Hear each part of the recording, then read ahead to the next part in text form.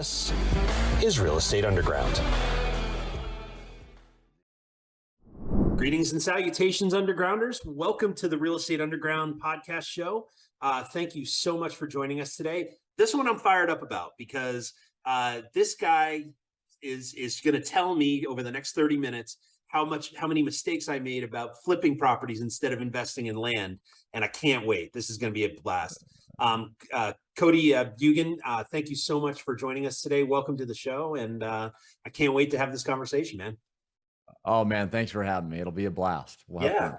So I started stalking you probably about 6 months ago online because I was, as the economy was starting to kind of tip over and we were putting our flipping business to the side to focus on multifamily, a friend of mine had sent me over a link to your podcast, and I listened to it. I'm like, there's no way this guy's making what he's making. And then I dug in and dug in and dug in. And, after the, 10th, 12th coaching student that I had seen, crediting your program to their success, I was like, all right, this guy's the real deal. So I got to figure out a way to meet him. So, the cool part about having a podcast is that I get to, one, I get to educate an audience about stuff that none of us know about. And that's why we bring in the expert. Two, I get to meet really interesting people, and it's a sneaky way to do it. So welcome to the show. Nice to finally meet you. And I'm really excited to have this conversation. Oh, appreciate it. Yeah, like I said. And, hey, I'll just say this. There's a reason why our refund rate at VestRight or our chargeback rate is basically non-existent. It's because I know it sounds too good to be true a lot of times, but once you dive in and it sounds like you have a little bit, it is the real deal. It's just, it's off everybody's radar because no one's teaching it because hardly anybody knows how to do it. And so, but I'm teaching it for a different reason. But yeah, it's truly a blue ocean opportunity. And so, yeah, whatever we want to jump into today, let's jump in, and I'll be open book with y'all. Yeah. Thank you. So I started to get on track, and I know this is a little bit of far afield from what you're doing, but a little bit. I started to get intrigued when I saw that, Bill Gates and Larry Ellison and Warren Buffett were buying up farmland by the hectare. I mean, it was just these massive buys throughout the Midwest and elsewhere. And I started to pay attention. I'm like, I wonder why they're doing that. I can't figure it out. And then, tangentially to that, or in parallel to that, that is, I like I said, our mutual friend of ours had slid me a copy of, or a link to your podcast. And I thought, this is interesting stuff. So for those of us who don't know about your system or, who you are and what you do, why don't we start there? All right. So this is something that just came to, so I'm going to start here. You said, who am I? Right. So a pastor friend of mine that I started meeting with one-on-one, about 4 months ago, I picked 5 people that I was going to start meeting with one-on-one, recurring scheduled meetings every 2 weeks. Right. If it's not scheduled, it won't happen. Right on. And so, and I've been asked on different podcasts, hey, how did you get to where you're at? Or how like, tell us your story, right? And I'll run through all the highlights of my, my life up to this point, and the low points, and kind of what sculpted me into who I am, right? And but one thing, your team sent me over this kind of one sheet of some of these basic questions that you a lot of times ask. And I skimmed it, just to be frank, within 30 seconds right before this. And I like to roll more authentic with these podcasts. And so, so what I wanted to share with you is my pastor friend asked me, I'm going to say this about a month ago. Okay. And he simply asked me this question. He said, who are you? And no one had ever quite asked me that exact question. And this is vulnerable for me to share this with y'all, but I committed that I was going to start sharing this more publicly as I had the opportunity. And I hesitated, and I stopped in about, 5 or 10 seconds. I just thought, and then after those 5 or 10 seconds, here was my response. And I'm sharing this because you also asked what drives me. It was one of your other questions, kind of, who are you and what drives you? And I think this is going to answer both those questions. Okay. So here's how I responded to my buddy, just off the cuff. And it was just, it was profound, and it spoke to my life. Okay. And I had never said these words before. I have it written down here on my wall. It says, I'm a broken little boy that's being very intentional and purposeful about pivoting the legacy of my family so that that same little boy doesn't show up in future generations. Wow. Okay. Boy, That's that who is I great am. as well. And that's what drives me. So in my family, they call that breaking the cycle. And in fact, I 100%. call it that, right? So let's talk about this because you just hit upon something that really resonated with me. Uh,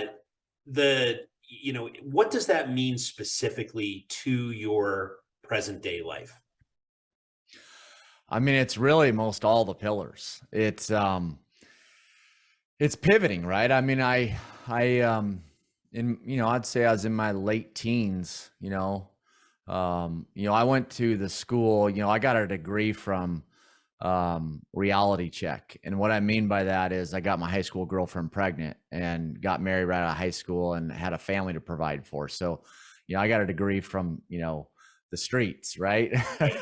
Real world experiences. But I made a choice back then, or I had this it was very clear to me that I wanted to pivot the legacy of my last name. Right.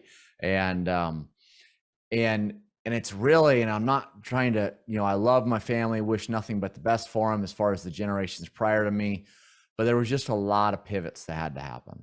Right. It had to do, sure, with career, right, in business, but man, it first started with me and who I am, right, and my family pillar, my relationship pillar, my my spiritual pillar. I mean, I had to. I'm trying to pivot every single pillar, some more than others. Maybe some I'm just pivoting them 20 degrees, right? Others I'm pivoting them 180 degrees, right? Or maybe I should go more like this to this, right? But it's just, and it's been different stages of my life where I've been able to pivot certain pillars more than others. Right. So I pivoted my career or my business or my entrepreneurship experience. I pivoted that early in life. Mm-hmm. Okay. But the problem is when I was pivoting that for the family legacy, I really was hurting other pillars in my life because I was a workaholic. Right. And then, 90% of that got taken away from me in the Great Recession. And so now, thank the Lord, learned through all that. And I'm, financially in a better position now than I was back then, but I'm actually more focused on the other pillars because of the mistakes I made in the first round. Right. Sure. And so, but it's just that legacy, that pivot, that not wanting what's inside me to exist in my kids or their kids, like that motivates me. Right. That's the why. Like, money and businesses and career, it's all cool, it's all great, but it's byproducts of doing tools. The right thing. Money's just a tool, people. Money's not like, it's not the arrival point. Right. You're never going to arrive. Let's just get that straight. Right. Like, you're never going to arrive. And even when you think you do, so, coming from a workaholic as well, right, where, I was traveling 200 nights a year. And my wife, I have two beautiful daughters at home and they're amazing. And my wife is amazing. And, at one point she turned to me and said, "You're missing so much good stuff." And she was 100% right. And it's what put me on the path to creating, Clark Street, but also, making sure that when I was home, I was present, right. And focused on what was most important, which was not returning my boss's call. Right. Or check an email or whatever else I was doing. It was, spending time and learning about, who my girls were and who my wife was and, our relationship and all that. And it's, that really hit home for me. I have a lot of respect for people who are that, introspective in terms of, being able to look at, not only, when I hear your story, I think about life design, right? And, okay, I have you have these pillars, I have these basic things that I'm trying to focus on. But Yeah. all of it is about freedom and time, and none of it is about money, right? I mean, money, Yeah. like you said, is a tool, right? It allows people to be able to then not have to sweat going to work on Monday, because that is more or less taken care of, or it is taken care of. And you can focus on the things that are really important in your life, like being a dad and being a husband and being a friend and, contributing to your community and all that, right? Totally. Yeah, I pulled up as you were talking, I purposely pulled up my personal website for a reason. And the reason I did, so I have this bracelet on right now that I'll show you. It's called, on this bracelet, it says one legacy, okay, on this bracelet. Yep. And so my two personal slogans, PIF, purpose, impact, fulfillment, which I've kind of used now for several years. And then one legacy I just came up with recently. And one legacy, and a team just added that on my website, and it's one legacy is all about, hey, how many legacies do you have? You have one. How many legacies do I have? I have one. How many legacies do we each have? We all have one, right? And I, right now, being in this moment with you, right now, I am going to impact your legacy in one way or another. Okay. In a positive way or a negative way, because we're having this interaction. Because the thing is, every moment of your life, every action you take, every decision you make or don't make, or action you take, or every single moment of your life, you are sculpting your one legacy. Right. And not only are you sculpting your one legacy, but you're sculpting the one legacy of the people around you within your reach. Right. And that's a big deal. If you take the time to get centered and get real with what matters, okay, and people think a legacy is, money. I mean, money is such a small part of your legacy. Or you look at that person over there and you say, oh, they're successful, or they're successful. Bullshit. Like, by the way, I'm one of those guys that I can cuss and say I love Jesus in the same sentence. I don't have a conviction about it, but whatever. I think it comes out when I get passionate and start talking about this stuff. But it's just because they have a great career, they make lots of money, quit calling them successful, because they could be failing miserably in every other pillar of their life. Yep. Right. Until the way I explain it is, you have these different pillars, and I'm going to tell you what my pillars are here in just a second.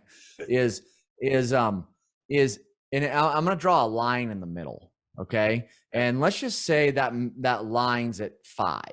Okay. And it's a scale of 1 to 10. Okay. And above 5, you're succeeding. Below 5, you're failing. Mm-hmm. Okay. My goal in life is to keep every one of my pillars above 5 at any given time. And some of them are going to be at 6. Some of them are going to be at 9. The reality is, I'll never have all of them at 10. Okay. All at the same time, ongoing.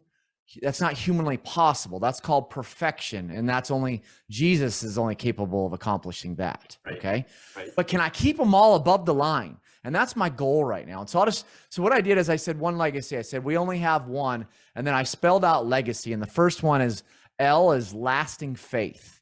Right. And for me, that's spiritual. It relates to Jesus Christ. Mm-hmm. But you need to have faith in something.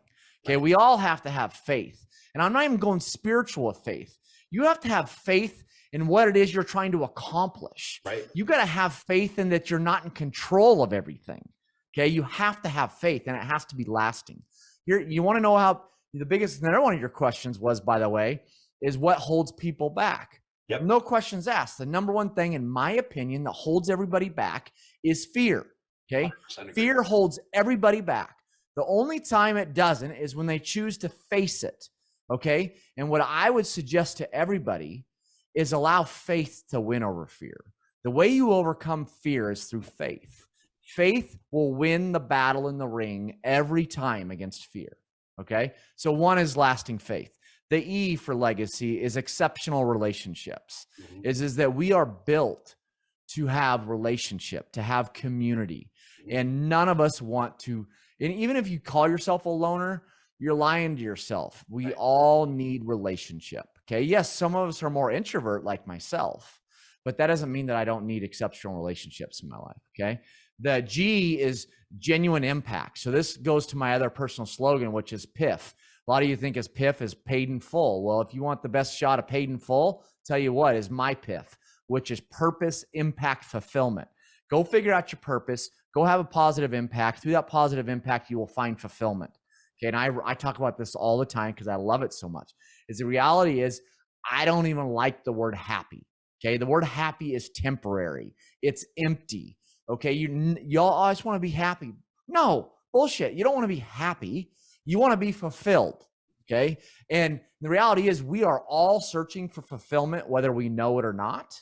Okay. And you don't have a shot in hell at fulfillment unless you're making an impact in lives around you and you're making a difference. And so the next one is genuine impact. Okay. Because you're not just having an impact to have an impact. It's genuine. You're not having an impact so you can get something back. Right. You're genuinely just want to have an impact. Right. Right. You're actually like you and having this podcast, right? You genuinely want to have an impact. Right. Next is able finances for the A in legacy. And I didn't say multi-millionaire or anything. I said able finances. What is able finances for me is different than the person next to me is different than the person next to them.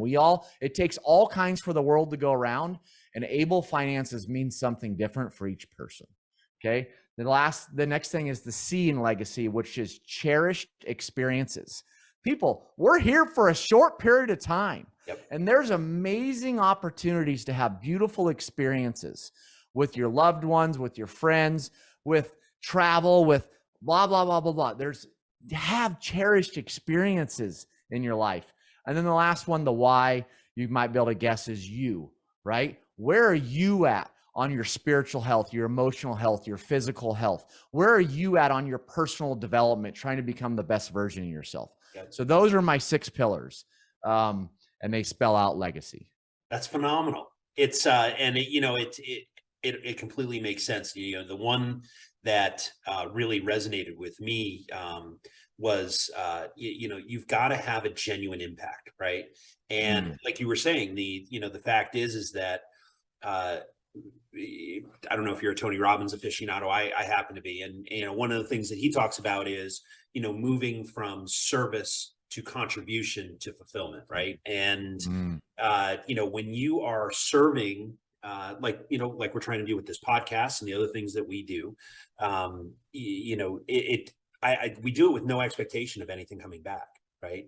This is just, I was fortunate that I had half a dozen people in my life who threw an arm around me at one point in my personal or professional life and said, they either took pity on me or saw something in me, and doesn't matter which one they did. Right.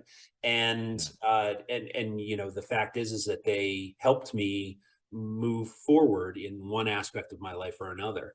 And I am eternally grateful to those people.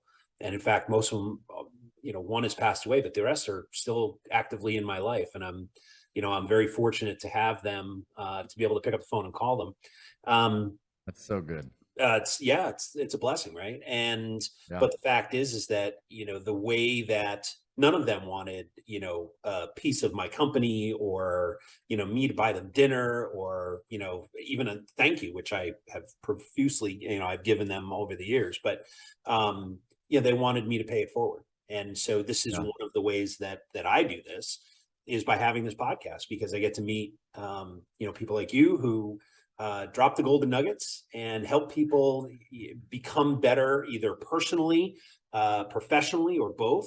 And so that really resonated with me. So, well, I appreciate that. And thank you. And I think the golden nuggets really start coming out when someone's willing to be vulnerable. Without a doubt. Right. Because one of the things that I've noticed in human beings is over the years, now I'm 53, right? So I've been here for a while. And, one of the things that I find is that, if I'm speaking to an audience, like in a conference room, or we're here, or I'm meeting just a person over a cup of coffee, they're not going to engage until they figure out, 2 things. One is we have shared experiences, right?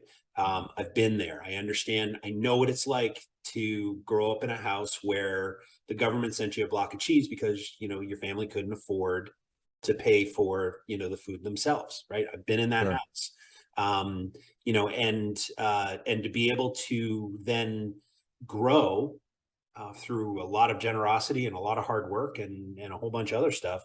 But the other piece of it is how much you care about them, right? You know, I always tell people I'm a cheap date. You buy me a cup of coffee, I'll tell you anything and everything you want to know about real estate. I'll tell you everything I know over a 20-minute cup of coffee, right? Yeah. And you know, and most of the time I'll buy the coffee, right? It's just I just it's really fun, right? And you know, the fact is that I think it's in those two specific situations where people really start to pay attention and go, this guy actually wants to help. This guy is helping Mm. me, and he doesn't want anything from me, right? He's just Mm-hmm. there to help and serve. Yep. And you know, that is, to go back to fulfillment. That's one of the ways that creates fulfillment in my life is, you know, walking out of that meeting, my feet don't touch the ground all the way back to the car, right? Yeah, I mean, totally. that's a good day for me, right? So That's good, man. I yeah, love it. yeah. Very So good. let's talk about land. Okay. All Let's do right. it. So I think we understand where you're coming from and you know what you're looking to accomplish in terms of uh adjusting, you know, living to those pillars, which are profound, and I'm really glad you shared that. But let's talk about how you have built this program that has helped, you know, Yeah. lots Yeah. and lots and lots of people break, Yeah. you know, create the freedom of in their lives. Sure. Well, let's just start off by saying I started VestRight, the online education company, right? I started that in 2019. And so a little over about 3 years ago, really. And I did it for my other personal slogan, which is PIF, Purpose, Impact, Fulfillment. I have a very specialized knowledge and experience that I felt convicted and called to share. And, you know, I've had people, you know, haters, you know, if you're a lot of times you're doing things great, I mean, people love to hate, haters love Sure. to hate. Right. And so, you know, I mean, I'll hear things like, oh, you know, he makes so much money doing it. Why the heck's he teaching it? Right. Like, you know, he just wants to make his money teaching it, you know, and the thing is, let me just be very frank. What I make teaching this stuff is like a blip compared to what I make Right. doing it. Right. Okay. Secondly, I think it's very important that whoever you're learning from someone that actually does it. Amen to Okay. that. So I do what I teach. Right. You want But the practice. reason I started this was PIF, Purpose, Impact, Fulfillment. I have this purpose to go share this specialty knowledge and experience. It's going to impact people's lives, which it's already had dramatic impact on people's lives, changed their trajectory, their career, their finances, their life balance forever, right? And through that, man, like you were talking about earlier, I mean, I find tremendous fulfillment. Like, you know, one of our grads that I recently handed a check to for like 610 grand, and that he worked full time at his church, you know, for minimal amount of money. I mean, that's emotional for me, you know, that because I chose to go start VestRight, that happened in his life. And it fundamentally changed his life. I mean, Totally. right? 100%. And so, you know, I started this VestRight, you know, so I teach what I do. And I'll tell you, I'm not as smart as probably people give me credit for. And I'll tell you why I say that is, you know, when I started VestRight, it was strictly out of PIF. Just teach what I do, which is what I teach, just to be clear, is I teach one, how to find off-market raw land. But the key is that has development potential, because that's where the value add is. I'm not in the wholesale business. Okay. I'm not in trying to buy stuff below market and flip it and make a quick buck by taking advantage of someone that's motivated or desperate. Okay. So I teach how to identify off-market raw land that has development potential, which we can dive into. Yep. And then I teach the entitlement process, what the governmental approval entitlement process how does it work, and how to get through it, how to take that raw land that has development potential, get it through that approval process, turn it into an approved development. And then once it's an approved development, you exit the deal through a double closing, simultaneous closings. And I teach lots of different exit strategies. payday strategies in my content, but that is the kind of the bread and butter. And if there's anything you can learn from me from this podcast today, is that if you're going to come play in my space, and that I know of, I'm the only one teaching this stuff. Like, I'm not teaching what like the landman's teaching or any of these other guys that are teaching land. They're teaching how to go make a few bucks doing rural land deals, right? What I'm teaching is a value add model of how to take a piece of raw land and turn it into an approved development. And there's substantial value in that. But if you can learn anything from me, if you're going to come play in my space and you're going to get involved in raw land that has development potential, never pay development values for land unless you're going to wait for the development to be approved before you close.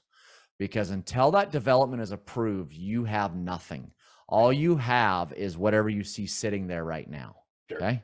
Right. And so if you're going to go in and try to close on a piece of land, like a normal real estate transaction where you're closing in 30 days or 60 days or whatever, I sure the hell hope that you're paying as is value. Okay. Which I don't have a problem with, right? We have a business model around land banking, okay, where we'll go in and buy stuff as is value, right? And then we have huge multiples when the time comes, for development. But if there's anything you can learn from me, it's that. And so we have this thing though, DCD. You were talking, about some of the billionaires that own a lot of land right now, right? And they own the land. There's reasons why they're buying that land, which we don't need to get into, other than let's just dive down to the meat and potatoes. Okay. Sure. The reason these guys are buying all this land is because the Lord's not making any more of it. Right. It's okay. And they tax shelter. They see where it's a valuable asset. They see where it has limited supply. They see where, based upon how they're looking at things, where it's gonna have substantial use in the future. Right. And the reality is, I have, and I invest in some of them, friends that do multifamily syndication or do storage or whatever it is, right? They're doing mobile home parks, whatever it is, retail. There's all these different asset classes within real estate. But the thing is, more multifamily buildings are being created. More storage facilities are being created. True. So there's the limited supply is not near as relevant as it is with land, because pure and simple, it's just no more is being made. That's the backbone of why land to me makes total sense. So anyways, yeah. Yeah. So let's unpack what you said earlier. So you buy land that has development potential. Let's talk about your framework in terms of how you look at a parcel of land and how do you determine whether or not there's a development possibility. What are you looking for? Absolutely. So, that's a very good question. So there's a lot to that, but let's just touch the tip of the iceberg. Okay. So, in order to establish if a piece of raw land has development potential, one is zoning. Okay. What is it zoned, or what is the jurisdiction willing to allow it to be rezoned to? Okay. Right? Maybe it's in one of their concept plans where right now it's zoned ag, but they want it to be zoned, retail or residential or whatever. And understand what we teach as far as the land use process, entitlements, governmental approvals.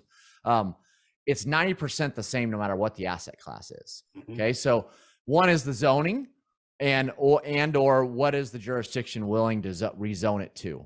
Okay. Number two, utilities.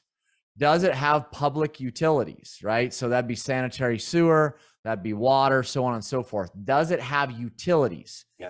Number three, public access, public right-of-ways. Yep. Does it have access to where the public can get to the property for it to be able to be developed? Because numerous parcels are landlocked, right? Where they might have everything you need, but you can't get to them. So then what you try to do is buy the pieces around them or buy portions of pieces around it to try to get it access. Right. Next is overlays, right? So you might see this piece, it's got utilities, it's got public access, it's got zoning, but wait a second. I just went and checked the overlay maps and the whole thing's in an environmental overlay, or it's in a floodplain, or it's got steep slope overlays or whatever it may be, but there's a lot of overlays out there that can destroy the development potential of a piece of property, or at least destroy a portion of its development potential. And then the last one, number 5, is topography. What is the topography of the land? Okay, is it flat? Is it upsloping? Is it downsloping? The reality is a flat piece is the cheapest piece to develop. And so what happens is, depending on the topography, the development costs might blow up the development potential of a piece because it just costs too much. Yep. Or it might be downsloping away from where the utilities are, and the jurisdiction won't allow, say, pump stations or pumps in the homes to pump the sanitary sewer up to the main line. And so the downsloping topography kills its development potential. So those are the 5 basics that someone needs to get their arms around before going any deeper. Okay. But does that help you? Yeah, absolutely. And so let's say we find a parcel and that land fits the bill in terms of utilities and topography and all that other stuff. And then so you've got to go through some sort of zoning process, right? To do what? So what are you? Or it might already be zoned for development, so I don't have to go through a zoning process. Okay. Or I might have to get it rezoned, depending. But the main process you have to go through is, let's just say we've identified that we think the piece is a good piece for development. Yep. Okay. Yep. We then got to go and establish what is the value of it, right? Which we teach through our magic math or our reverse engineering, where you can take a finished home value, or we specialize in residential. Okay. I just love that asset class because people always need a roof over their head. Right. They don't need a retail front. They don't necessarily need a storage facility, whatever. So I'm a big believer in residential, but anyways, you got to do some basic back of the napkin math or underwriting to establish what you're going to try to get this deal done at, right? Plus there's certain terms that you need to understand that we function within this space, right? Like one I just shared with you. Don't ever say you're going to close prior to approvals. Right. Just hate to be blunt, but stupidity. And in the last 2 years, from mid 20 to mid 22, the guys that were out there doing that stupid stuff, okay, they are getting their asses handed to them right now. Sure are. And they deserve it. I hate to say it, but they deserve it because they went and started doing stupid stuff. Right. So anyways, it's understanding the price and terms. So, okay, so now I get this piece of property tied up. Okay, I control it now. Well, now I got to go through that approval process. But the first thing, before I even go through that entitlement or land use approval, entitlement, whatever you want to call it, process, I first probably spend my first 90 days plus or minus going through my due diligence process or my feasibility study. And we engage our civil engineer. We do lots of layout work. We meet with the jurisdiction. We do very in-depth cost estimating that, by the way, our engineer does all that. I should tell you, one thing that's nice about our business model is the consultants do 90% of the lifting. Okay. Deal makes it past due diligence. It looks good. Okay, great. Now I'm probably going to make my first earnest money payment. Okay. And that, by the way, most of my earnest money payments are non-refundable. They just sit in escrow because I can't have someone running off with my money. Right. But the only way I get my money back is if the seller defaults. Okay. So then I start my land use application, and I put that together. And let's just say that takes 60 days or 90 days. Then I submit it to the jurisdiction. And usually from the time I submit to the jurisdiction to the time they approve my land use application, where now I have development preliminary approval for development, some jurisdictions, they'll turn it in 30 days, right? In the country, because we're all over the country. We're in numerous states now, but other jurisdictions, from the time I submit my application to the time that I get approval, could be 5-6 months. Okay. So it's all across the board, but that's the basic idea. And then once I have that approved, then all of a sudden I got something. I got an approved development. I still got to go through construction drawings and all that, but I have something. And then that's when a lot of times you'll close with the seller, and simultaneous to that, your buyer will close with you, and you make your scrape out of the middle. And thus the double close. I got you. Okay. Yep. Crystal clear. All right. So how long does this process typically take? It totally depends. I mean, we have I would just say on average 12 months. Okay. We have deals that get done quicker, but we have deals that take 2 years. I'll give you an example. I think I just mentioned to you earlier about that one student that it was so fulfilling to hand him a check for over 600 grand. From the time he turned that deal over to us to the time he got paid was right. I think it was about 11 months. Oh, that's a nice year.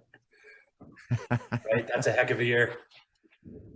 Good on But you. here's, you know what? I didn't finish what I was saying earlier, and I want to make sure I share this because I love spending time in humility. Is that I said, you know, people give me credit that I'm a lot smarter than I actually am, because when I started VestRight, it was just all about PIF, make a difference, Right. help other people Right. with my specialty experience. I don't teach construction, even though I've developed lots of subdivisions and I've built lots of homes. I don't teach any of that technical stuff because it's a dime a dozen. You can go get all kinds of education out there on that stuff. Sure. So I don't teach it at all because I bring no value. Okay. I bring value in my specialty experience. Right. But people are like, Cody, what a brilliant model. You have all of these people all over the country bringing your company deals. I mean, you have what a brilliant model. Like, you have land acquisition people all over the country. Let me just humbly tell you that was not the original plan. So The original plan was just to teach what I do. Okay. Yep. But then what happened is students kept asking time and time again, can we partner with you? Can we partner with you? So finally we opened that door where if you want to go do it on your own, great. If you want to partner with us, great. If you want to partner with us for your first few deals, just to watch us and shadow us and then go do it on your own, great. But just to be clear, that I wasn't smart enough to think up that would be our original. That wasn't the original plan of VestRight. Sure. So yeah.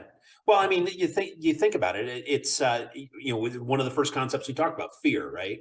And one of the ways that I find that a lot of people that even I work with, and I'm not a coach per se, I'm more of a mentor. Like I said, I'm a cheap date. You know, the fact is that they want someone who's been there and done that standing next to them, so that, I mean, even I'm doing this, right? I've got a development coming up in the spring, and the gentleman who's mentoring me on this, I sat down with him a few weeks ago and said, there is no way I'm signing on the bottom line unless you are my partner. And I mean, you know, as part of the company that we're going to start to build this development, right? Yeah. You know, and because he was always like, oh, I'll gladly help you, no problem at all. I was like, no. I want you in. I want you shoulder to shoulder in the same meetings I am, because half those meetings I'm not going to know what I'm talking about, and you do. So you know, and I'm a learn by doing kind of guy, right? So, you know, having you do it. That's the thing. Like, you are spot on. Like, here's the reality. No two deals are the same. There is no way I can teach you everything in a course. It's just, or in a program, in a code. I can't. So yes, I can create a strong foundation for you to then build upon as far as knowledge, but then there's no better experience or education than learning through experience. Amen. But I will say my students have an advantage over what I had when I started 20 years ago, because they have an opportunity to learn through a lot of my mistakes and my failures through my programs versus having to go through some of the pain that I went through. Right. And that's the beauty of a framework, right? Is that, you know, you have a starting spot, you know, step by step, at least at a strategic level, here are the 9 things I need to do. Tactically, as you go into the deals, stuff's going to happen and things are going to change. And, you know, you're going to have to tactically do different things within the silo of, or pillar of that, you know, piece of the framework. But your framework's your friend. I mean, I'm stealing Russell Brunson, but the fact is that is it, right? Is, you know, that's your guide. That's right. That's good. So I'm curious about the coaching program. So is it online? Do you do in person? Is there a mastermind? Like, how does that work? Sure. So we're still kind of in a lot of ways a startup. We're still kind of sorting out our way. Okay. We have a laundry list of things we want to do, a mile long, trying to prioritize them. Right. We finally are launching some in-person stuff in 23, where I'll be in person in workshops and even doing like small group stuff with me. But you know, right now what we have available is we have a few different courses or programs. One is just, if you want us to teach you off market and how to identify and how to analyze if a piece is developable or not, we have a course that teaches that. And that's all built around that you want to, and that's a course we created after so many people wanted to be our partners. And we said, okay, we're going to teach you enough to where you bring value to us. Right. And so you can get through that course in probably 3 weeks, month, 2 weeks, online login, membership login, portal, you know, modules, videos, homework, the whole deal. Yep. That's all built around just go find a ready, willing seller of a piece that has development potential, tee it up, turn it over to us. We'll go in, negotiate the deal. We'll run the approval process. We'll get it approved. We'll sell it, and we'll capitalize everything. And we'll cut you in on the profits for bringing us the ready, willing seller. Okay. Okay. And then we have the full meal deal program where we teach you A to Z, everything we've talked about here today, how to find these deals, how to analyze them, how to underwrite them, how due diligence works, how to get through the approval process, how to sell them. And we've had students do both, right? Some do it themselves, some bring us the deals, some doing a combination of both. But, and then along with both those courses, we have live coaching calls, group coaching calls, that are, what are they? Every 2 weeks. Okay.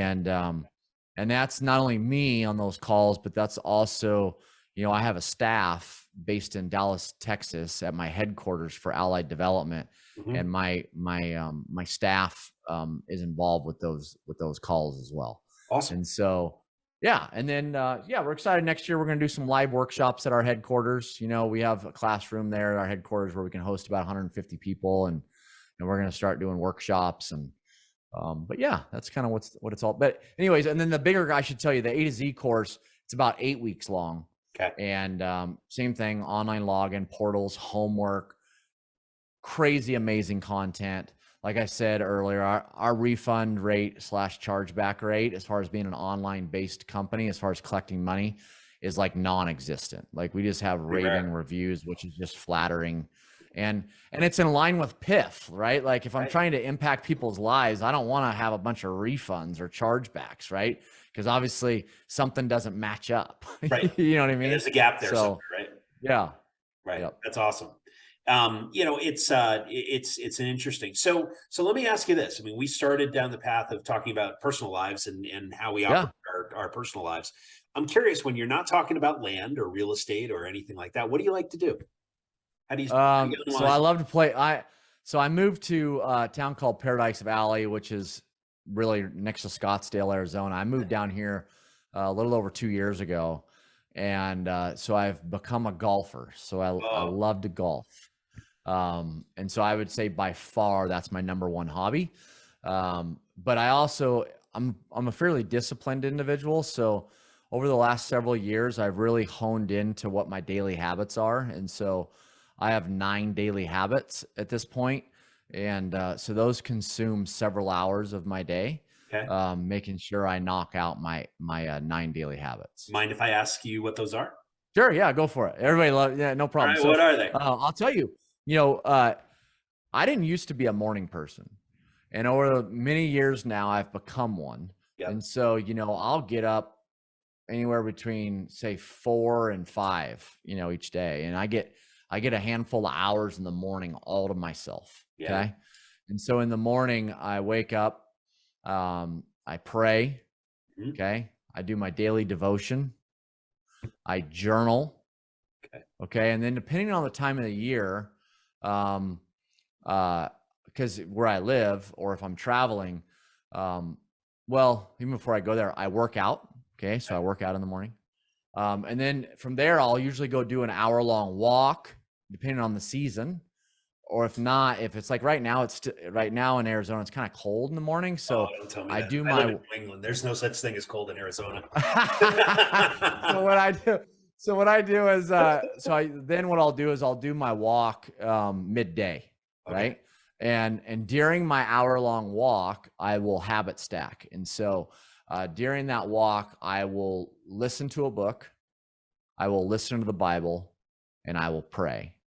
Okay. Yep. One thing I failed to mention is while I work out every day for just call it an hour, give or take, is I listen to a podcast. Okay. And then lastly, when we talk about my hobby of golf, I've been very disciplined about swinging the golf club. And so whether that's in the simulator at Golf Tech practicing, or whether that's my coach on the range or at Golf Tech coaching me, and then I play golf. I play 18 holes every Friday morning. So, but yes, so swinging the golf club is the 9th one. Excellent. All right. Yeah. All right. Well, Cody, I've really enjoyed this conversation. I feel like I've learned a lot, and I can't wait to learn more about your coaching program. Given that I'm now getting into development, I may become one of your students at one point in the semi near future. So Yeah. I may realize that just developing the land, getting the land ready for development is more lucrative than actually developing it in the long term. But if somebody wants to find out more about your program, or wants to hire you as a mentor, or just wants to get to know you, what's the best way to reach you? Yeah. So I'll give you a couple resources right now, Okay, but great. I'll tell you, even if you don't want to develop, even if you don't want to, because remember, DCD, dirt controls deals. Whoever controls the dirt controls the deal. So even if you don't want to develop, if you control dirt, you have a huge advantage because you're in at the beginning. Yes. Secondly, knowledge is power. There's nothing like being So one of the true. more knowledgeable people in the room. So even if you're never going to develop, if you understand development, you become more powerful than the average guy in the room. Okay. If you understand what I understand. Yep. Okay. And so, but with that, I mean, you can find Cody Bjugan, myself, last name spelled B as in boy, Jugan. You can find me on, just search my name, Cody Bjugan, on Facebook. Go to codybjugan.com, go to Instagram, Cody Bjugan, wherever. Right. But where I want to send you all today is where you can go and get some free resources. So Awesome.